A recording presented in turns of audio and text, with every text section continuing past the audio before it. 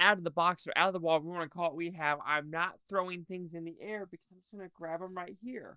Boom and boom, because technically it's two of them. Expendables, the original version and the unrated version. Here's the issue. If you're going to give me a 4K version, is it that hard to give me the unrated version of the Expendables, especially since it's about a 10-minute difference? However, which one's better?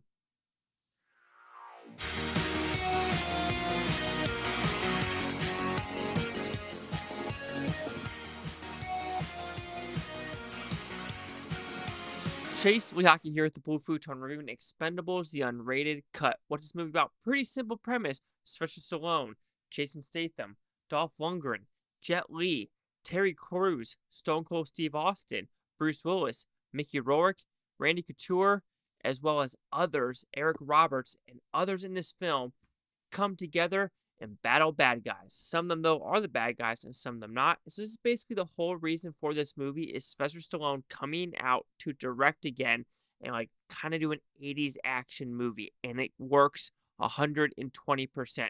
I love this movie, okay? Guilty pleasure, I'm a sucker for 80s action movies, and I think this one does it nicely.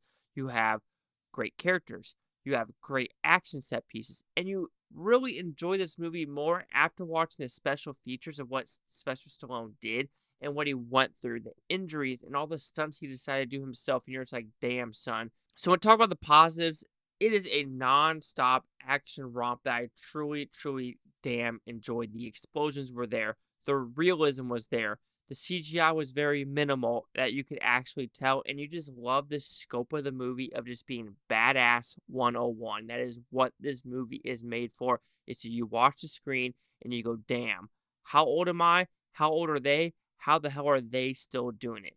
The car chases work. The explosions work. The dock scene really works. You really are impressed with how they do that dock scene. Rewatch it and watch how they do the explosions, how it has that shockwave effect. When it has that shockwave effect and the camera is shaking, you know for a fact this is real life shit and it's not no CGI explosions, which we will continue on to the fourth movie, which I already reviewed, that's already on this channel. But everyone, the humor is there between, Jet Li versus Dolph Lundgren. That whole, I want to call it a bromance, but the short versus tall thing, it works. This movie is just a fun freaking time.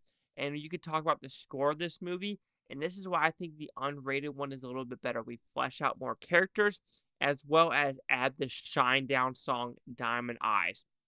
Yes, I understand a lot of action set pieces nowadays want to have a score. No, when you have Diamond Eyes by Shinedown in the middle of a action set piece at the end of the movie, it makes it so much better. And that's what Sylvester Stallone actually said. He's like, there's some things that you take off on the editing floor, then you watch on the big screen, you go, ooh, I wish I'd changed that. And Sylvester Stallone has done that with this, Rocky 4, I think Rambo 2, but he didn't direct that one. But it seems like when he directs a movie, he puts it out, then he goes, oof, I wish I made changes, didn't go with my gut. That's the same thing with the Expendables 1. If I gotta give a negative of the movie, you could say you've seen the story before, you know who's gonna die, you kind of know who's gonna survive, but it's just so much fun where I'm just like, yes, please, please, please give me more. So overall, The Expendables, it's a 80s action romp. I truly enjoyed it, had a blast with it. The story works, the action set pieces work, and just the overall chemistry with these characters work. Of course, you can say some of the negatives. It is very, ho-hum overall when it comes to story. But to me, with a story like this, the reason why they did a story like this is to kind of show you what the 80s and 90s action movies were like. And thank God Steven Seagal never made an appearance. So The Expendables unrated cut will receive a 4.5 out of 5 with Futon. It is at 90%. So see the critics' news scores gave this one. Listen, when I look at reviews like this is why I hate critics. Critics say 41% with 211 of them. Audience score 64%. Again, why I don't like people in general. With over 250,000, here's critic consensus. It makes good on the old school action it promises, but given all the talent on display, The Expendables should hit harder. Then watch the unrated version. Even when I'm thinking about it, look at this movie compared to other action movies nowadays, like minus John Wick 4.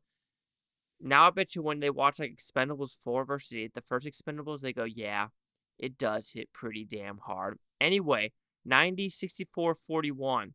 And hey, jokes on them because it did pretty good in the box office. Chase Lock here with the Blue Futon. Like, comment, subscribe. One of the things Futon told you, Futon, have a great day. Now, I don't care what to say tomorrow, week from a month, or a year from now. I love every single freaking one of you. And you know the next review. So let's keep it going.